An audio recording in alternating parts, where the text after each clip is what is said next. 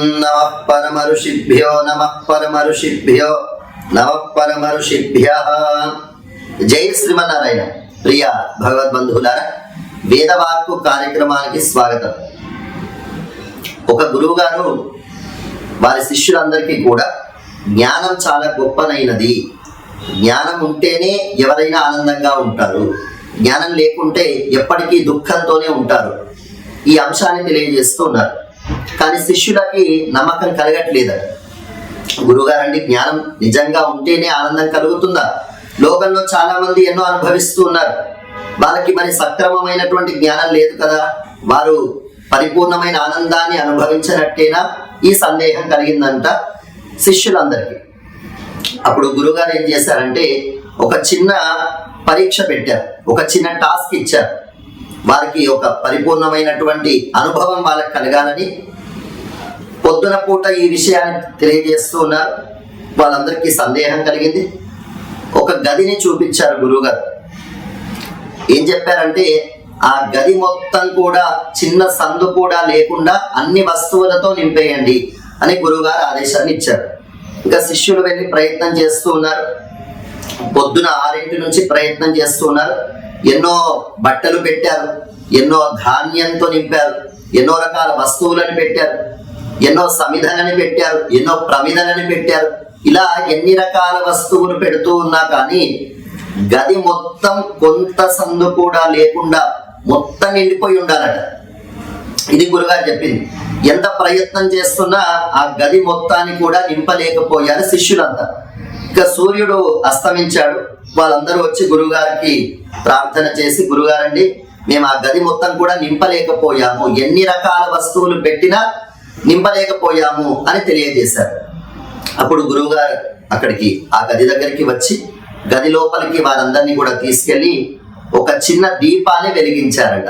ఆ దీపంతో ఆ గది మొత్తం కూడా ప్రకాశంతో నిండిపోయింది. అప్పుడు శిష్యులందరూ కూడా చప్పట్లు కొట్టారు, ఆశ్చర్యపోయారు. గురువుగారండి, దీని ద్వారా ఏదో ఒక గొప్ప సందేశాన్ని ఇవ్వాలనుకుంటున్నారు మీరు, ఏంటో తెలియజేయండి అంటే గురువుగారు తెలియజేస్తూ ఉన్నారు. మీకు నేను ప్రొద్దునే ఒక అంశాన్ని చెప్పాను, జ్ఞానం ఉన్నప్పుడే మనకి పరిపూర్ణమైన ఆనందం లభిస్తుంది, జ్ఞానం లేనప్పుడు పరిపూర్ణమైన ఆనందం లభించదు అని. ఈ గది లాంటిదే మన మది కూడా. మన మదిలో కూడా ఆనందం కావాలి అని ఎన్నెన్నో కోరికలను తీర్చుకుంటూ ఉంటాం, ఎన్నో ప్రాపంచికమైనటువంటి విషయాలను అనుభవిస్తూ ఉంటాం. కానీ ఎన్ని అనుభవిస్తున్నా అవన్నీ తాత్కాలికమైనటువంటివే, క్షణికమైనటువంటివే, క్షుద్రమైనటువంటివే, అల్పమైనటువంటివే, స్వల్పమైనటువంటివే. అవన్నీ అరక్షణ ఆనందాన్ని మనకిస్తాయి. కానీ అనుక్షణం మనకి ఆనందం లభించాలంటే అనుక్షణం ఉండేటువంటి తత్వం పరమాత్మ కనుక ఆ పరమాత్మనే నాకు రక్షకుడు అనేటువంటి భావం, అదే నిజమైనటువంటి జ్ఞానం. ఆ జ్ఞానం అనేటువంటి దీపం వెలిగితేనే మన మనస్సు కూడా పరిపూర్ణమైన ఆనందం అనేటువంటి కాంతులతో నిండుతుంది.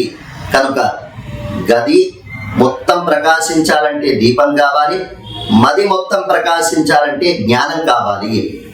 మరి ఆ పరిపూర్ణమైనటువంటి జ్ఞానాన్ని మనకి అందించేదే వేదం. ప్రత్యక్షేణానుమిత్యావా, ప్రత్యక్షంగా కొన్ని విషయాలను మనం ప్రపంచంలో తెలుసుకుంటూ ఉంటాం. కంటికి దృశ్యం ప్రత్యక్షం, చెవికి శబ్దం ప్రత్యక్షం, ముక్కుకి వాసన ప్రత్యక్షం, నాలుకకి రుచి ప్రత్యక్షం, చర్మానికి స్పర్శ ప్రత్యక్షం.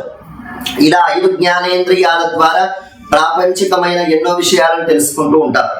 అలా మనకి తెలియని విషయాన్ని మన అనుమానంతోని, ఊహతోని తెలుసుకుంటూ ఉంటాం. ఇలా ప్రత్యక్షంగా తెలియని విషయాన్ని ఊహతో తెలుసుకుంటాం.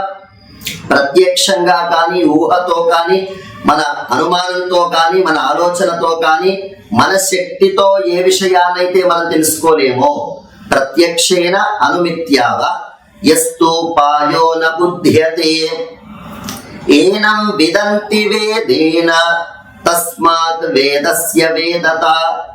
మన అన్ని శక్తులకి అతీతంగా ఉన్నటువంటి రహస్యాలని ఏదైతే మనకి స్పష్టంగా తెలియజేస్తుందో, అంటే ప్రత్యక్ష ప్రమాణంతో కానీ అనుమాన ప్రమాణంతో కానీ తెలియనటువంటి విషయాలని స్పష్టంగా ఏదైతే మనకి అద్భుతంగా ఆ జ్ఞానాన్ని అందిస్తుందో దానికి వేదం అని పేరు. విద్ అనేటువంటి ధాతువు నుంచి వేదం ఏర్పడింది, వేద శబ్దం ఏర్పడింది. వేదయతీతి వేద, తెలియనటువంటి ఎన్నో రహస్యాలని మనకి తెలియజేసేది. శ్రీకృష్ణ పరమాత్మ భగవద్గీతలో తెలియజేస్తాడు, నహి జ్ఞానేన సదృశం పవిత్రం ఇహ విద్యతే. జ్ఞానంతో సమానమైనటువంటిది, పవిత్రమైనటువంటిది ప్రపంచంలో ఏదీ లేదు. ఆ పరిపూర్ణమైనటువంటి జ్ఞానాన్ని మరి ఏమందిస్తుంది మనకి? అదే వేదం. కనుక వేదవాక్కు కార్యక్రమం ద్వారా మనం ఎన్నో రహస్యాలని, మన భారతీయ సంస్కృతి సంప్రదాయాలని, మన దినచర్య ఎలా ఉండాలో, సమాజ హితాన్ని ఎలా చేకూర్చుకోవాలో, ఆరోగ్యంతో ఎలా ఉండాలో, ఈ అన్ని రహస్యాలని తెలియజేసేటువంటి వేదవాక్కు కార్యక్రమానికి అందరికీ స్వాగతం. జై శ్రీమన్నారాయణ.